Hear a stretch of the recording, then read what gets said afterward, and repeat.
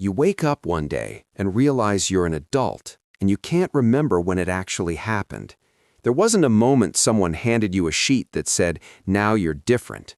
You just started doing what needed to be done, and you stopped noticing how often that word played in your head, later. You remember choosing before, and now you mostly follow through. You don't call it a problem, you call it normal.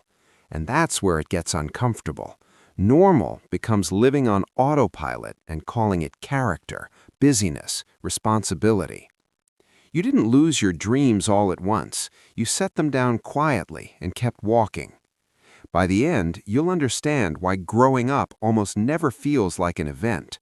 You'll see how the brain makes changes invisible, and why, because of that, life so easily turns into a schedule. Evening kitchen. You pour coffee, and the smell takes over everything, even though there's still that tired air and a faint bitterness from the fact the day didn't end the way you wanted. The fridge hums steadily, indifferent, like background noise that never switches off. On the table are bills and bank envelopes, next to a holiday photo from last summer. You're smiling there, as if you had the time. You read the numbers automatically, cross off tasks on a list, mark pay, reply, buy, don't forget. You grip the mug like you could hold time between your fingers. And it's not just the kitchen. It shows up at the office when you open your inbox and you look first for what's urgent, not what's important. In chats where you reply briefly just to close the thread. In weekend plans that turn into logistics. In relationships where you don't pick the moment to talk, you pick the moment that will work. Have you noticed how easy it has become to agree with yourself? Not now. No time for the gym, no time for the book, no time for the call, no time for the idea that once burned. Not because you're bad or lazy, because it's easier when you've got a lot of little heavy things on your head. The brain saves energy. It likes repetition. It likes not having to decide every time how to act, what to feel, how to respond. It builds tracks. You get up, make coffee, check notifications, reply, work, reply again, handle household stuff, work again. You don't tell it to turn into a habit. It does it itself because it's cheaper that way. And that's the strange part. The more automation in your life, the less you notice how you're changing. You used to feel transitions. A new job was an event. A new city was an event. New people were an event. Now, a lot of things happen as if they're just a continuation of yesterday, only with a different date in the corner of the screen. You get used not only to the route to the subway, you get used to how you think, how quickly you cut off options, how you already know something won't work, how you already tell yourself you're not that kind of person. It sounds like a self-description, but really it's just saving effort, not unpacking, not opening extra tabs in your head, not spending time on what won't give an immediate result. You stand at the table, looking at the numbers, and at some point the camera lingers on your reflection in the fridge glass. It's not a stranger, it's just you, a little older than in your head. Your shoulders are heavy, not because you carried anything physical, but because you spent the whole day shouldering responsibility, deadlines, expectations. Your face is calm, but that calm isn't confidence, it's habit. You understand that the dreams have long become the background of everyday life. They haven't disappeared, they've just stopped getting in the way. It's the same everywhere. At work, you do what you already know because it's safer. In messages, you answer in ways that won't invite more.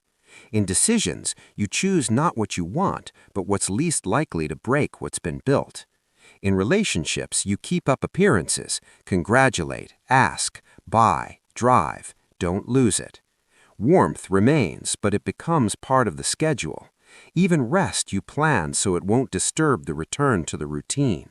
A holiday in a photo looks louder than the holiday in your memory, because the memory keeps not the sea, but the fact you checked your email in the hotel room.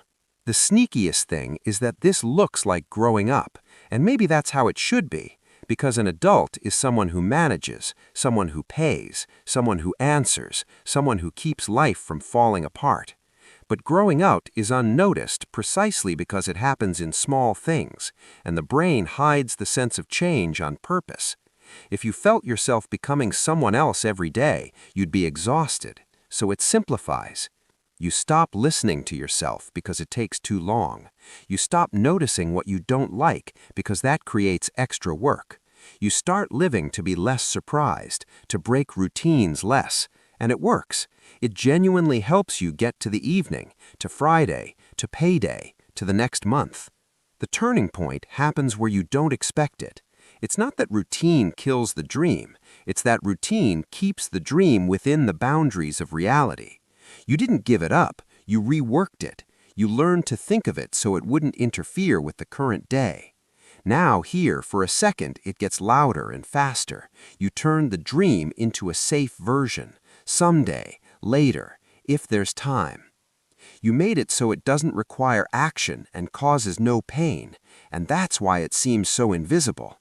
It stopped being a plan or a direction and became a quiet background that requires nothing and causes no pain, like an app that's always open but never loads anything. It doesn't annoy you, it just takes up space.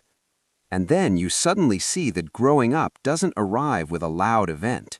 It shows up the moment you stop telling living things apart from habits, when you realize you didn't choose this order, you moved into it, first because you had to, then because you got used to it, then because it became scary to imagine otherwise, even if you won't admit that fear to yourself. You begin protecting the schedule the way you once protected dreams. You get angry when someone moves your plan. You tense up at unexpected meetings. You're drained by aimless conversations.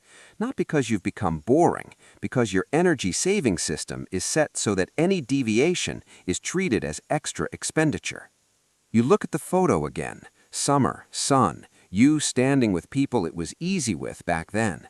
And you don't think, I want it back. You think, I should do it again. And you already start calculating dates, budget, hotels, logistics. Even joy you turn into a task because it's clearer that way, calmer that way, more adult that way. If you don't see this, you'll really miss the moment when life turns into a schedule without the dream.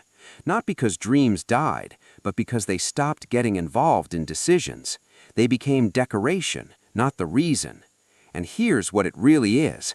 Not about age, not about bills, not about the ache in your shoulders, not about coffee in the evening kitchen. It's about the quiet deal you make every day, trading living choice for predictability.